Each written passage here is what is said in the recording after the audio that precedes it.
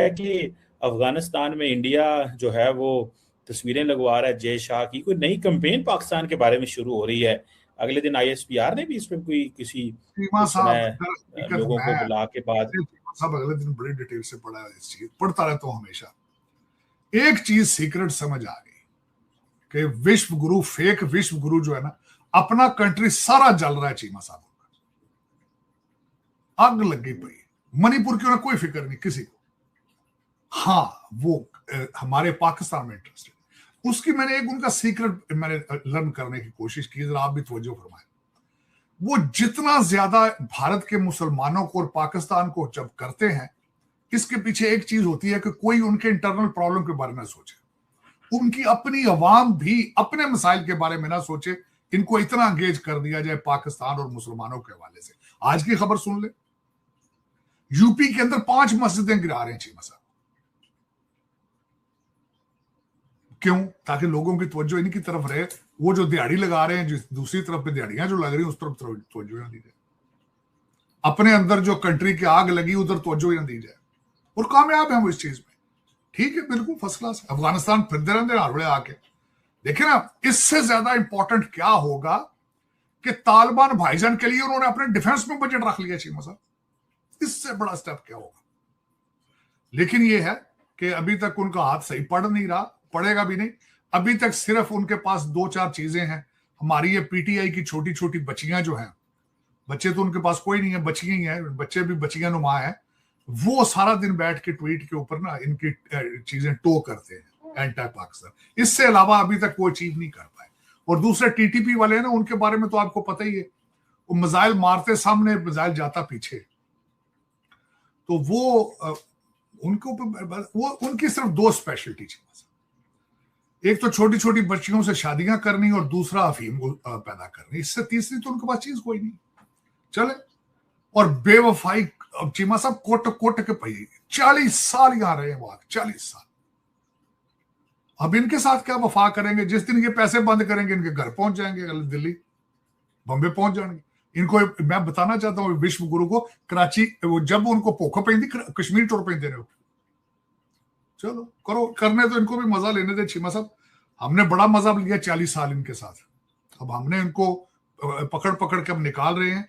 चलें, ये एंजॉय कर लें, कोई फर्क नहीं पड़ता। लेकिन इनको ये नहीं पता चीमा साहब, जो ये दीवारें बना रहे हैं नफरतों की, जो ये जाल बुन रहे हैं, ये दे वोंट बी ड्यूरेबल। आप इनको बड़ा सख्त, बल्कि हालात देखें चीमा साहब। मैं बल्कि एक बात भूल ही गया जो आज मैं आपके सामने करना चाहता था। दिलजीत दोसांझ साहब जो कि एक बहुत बड़े सिंगर हैं, उन्होंने अगले दिन अन्नी पे बात की। उन्होंने नंगा करके रख दिया भारत के इंटरनल हालात को। वो अगले दिन लाइव अपने जो मदाह है उनसे बात कर रहे थे, तो किसी लाहौर के किसी बच्चे ने उनसे कहा कि आप लाहौर आए। उन्हें क्या भरावा, मैं लाहौर आके फिर और कितने ना जावा, फिर मेरा इतने इंडिया जो होना, फिर तेन पता जो मैं लाहौर आ जाता। तुसी खत लिख रहे हो। साढ़े 2-4 बाबे जेडे रिटायर ने, जब अपनी नौकरी में होते हैं उस वक्त कुछ नहीं करते, नौकरी से रिटायर होकर मशवरे दे रहे हैं। नौकरी जिस टाइम तुसी आप फॉरेन मिनिस्टर साहब, आपने कितनी एफर्ट की है जी हालात बेहतर किए जाए भारत से? कोई नहीं। अब रिटायर हो गए, घर में ना बीवियां सुनती बातें, ना पोते दोते सुनते बातें। अब ये सारे स्कॉलर बन गए। अब ये कहते हैं चैनल 2 बैकडोर डिप्लोमेसी करें। तो सुनता जो पूरी बात। उन्होंने इसी तरह किया।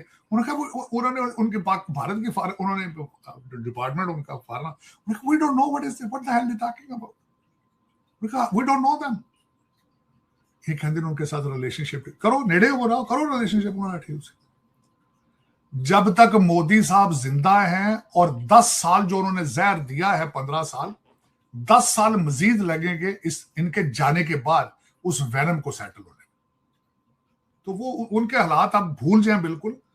वो तो किश्तियां जला दी उन्होंने, बांग्लादेश की भी, नेपाल की भी। उन्होंने अन्नी बात थी ना हर पास। ऐसे तो भाई, जब ये कहा जाए कि हमारा लीडर बायोलॉजिकली पैदा ही नहीं हुआ, इससे आगे कोई है स्टेज आपकी चीमा साहब जाने वाली? क्योंकि इसका मतलब क्या, वो गलती कर ही नहीं सकता,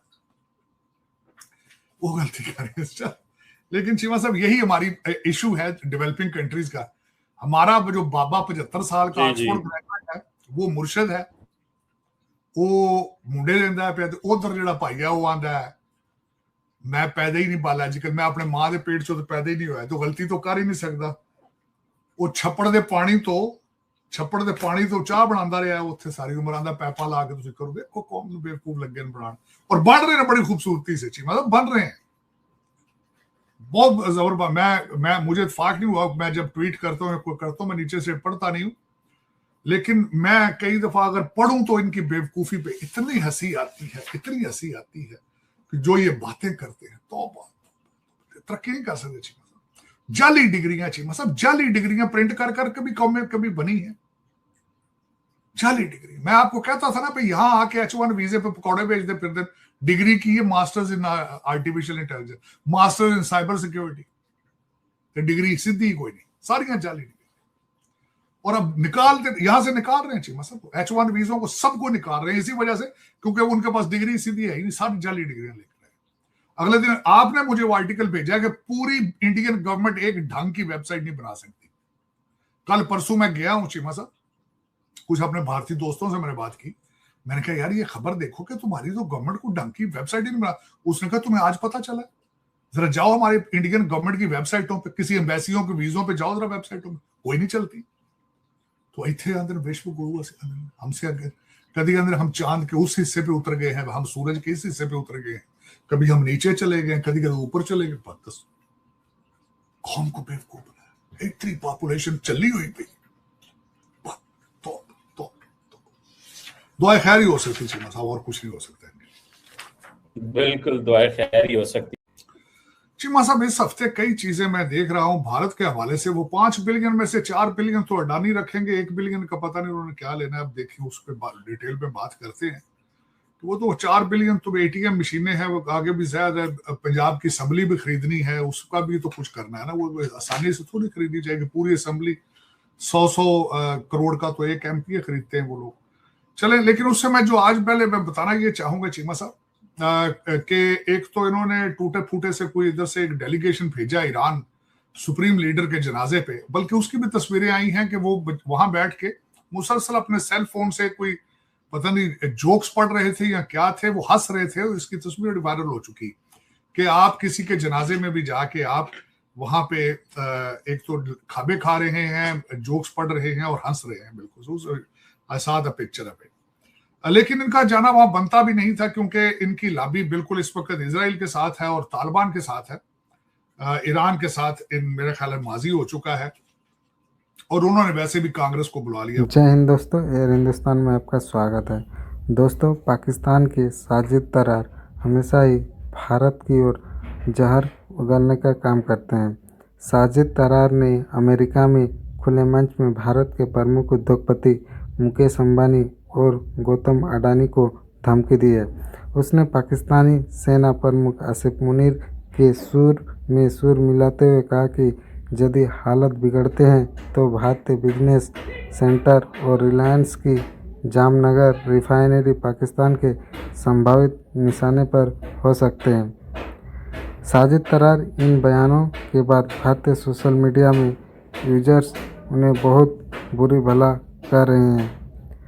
लोगों का कहना है कि ट्रंप के करीबी होने के कारण तरार ने पाकिस्तान में अपनी राजनीतिक जमीन मजबूत करने और सुर्खियां बटोरने के लिए भारत के खिलाफ जहर उगलना शुरू किया है।